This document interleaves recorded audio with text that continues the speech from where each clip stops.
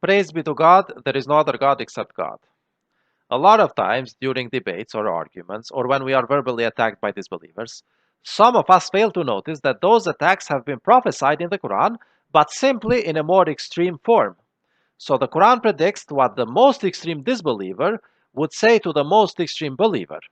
However, because today the disbelievers are not the most extreme disbelievers, and believers are not the most extreme believers, their verbal debates and disputes will fit the Quranic prophecies in a softer version. So, because the disbelievers of today come up with slightly softer words compared to what the Quran predicts for extreme disbelievers, then some of us might not always be aware that what they just said is an expression of disbelief, but in a softer version.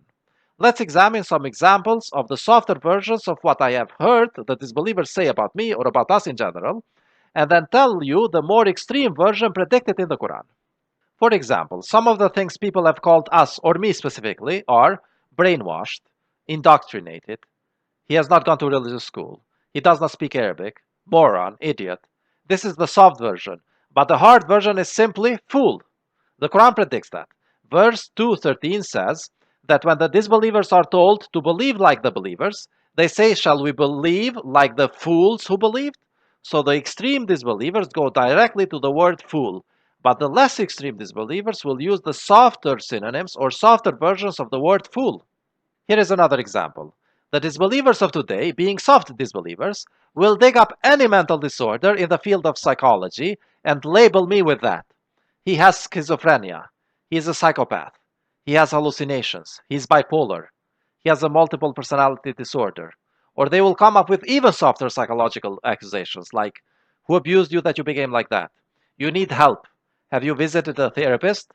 Are you sure that what you are saying does not stem from some psychological episode? These are the softer versions. But the extreme version, which is predicted in the Quran, is that they say he is crazy. In verse 15:6 and 23:25, God says that the extreme disbelievers will label the messenger as crazy, which means that softer disbelievers, being softer today, will label him with softer versions of the word crazy. Here is another example. Even though I'm not a messenger when I write emails or chats, they said he's making spelling mistakes in his emails or chats, so he cannot be a messenger. Or they say he has an accent, which is simply a softer version of what Pharaoh said about Moses. Verse 43:52 reports that Pharaoh said to his people, which one is better, me or that one who is lowly and can hardly speak? Pharaoh used this as an argument against Moses, since Moses had a slight speech defect. Here is another example. When I told them the exact year when the smoke, which is predicted in the Quran, will come, they said, well, that's a little bit too far. We don't know if we will be alive then to witness it and verify that you're telling the truth. Can you actually make another prediction of another retribution which will come earlier? Now, this statement is simply a softer version of what the extreme disbelievers said to the extreme believing messengers of the past. For example, they told Noah, we challenge you to bring the doom you threaten us with. Basically, they told him, do it now if you are truthful. Here is another example. When I preach, they try to come up with softer versions of prohibiting my speech. For example, they said, advertisements are not allowed here, so please do not post links to your videos. Or they said, this is spam. Or remove us from your email list. Or you are not welcome to speak in our conference. Or things like that, which are partial limitations of me being able to contact other people.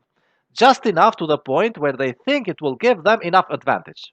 Now, the extreme disbelievers of the past were more extreme in that. As reported in verse 1570, they directly told Lot, did we not stop you from contacting anyone? Here is another example. The Catholics do not eat meat on Fridays. This is a very soft version of an invented dietary prohibition. A stronger version is that of the Hindus who do not eat cow meat at all. Now, the Quran mentions the more extreme version of a dietary prohibition. In verse 6, 138, God tells us that the disbelievers of the past, said, these are livestock that are prohibited. No one shall eat them except whomever we permit. They even prohibited the riding of certain livestock and so on. Here is another example. They said, let him come here so we can expose him. He's trying to mislead you. He's the messenger of Satan. He's trying to deceive you. He's tricking you. And the Quran mentions the most extreme version of what they will say. In verse 43:30 and 10:76, it says that the disbelievers said, this is magic. He's a magician, a trickster.